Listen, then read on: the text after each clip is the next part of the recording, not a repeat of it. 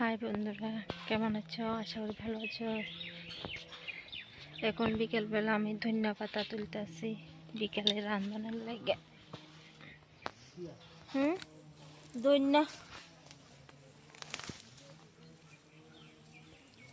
মূলা গাছ পাশি দাও না, মূলা গাছ এখন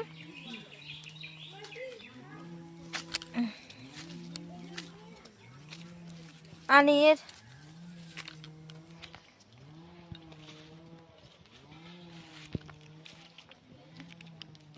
আমাদের ধনিয়া ক্ষেত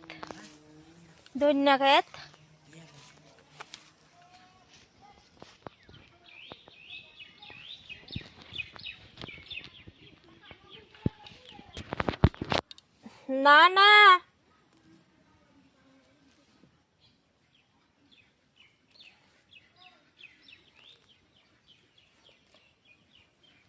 আগের জায়গাতে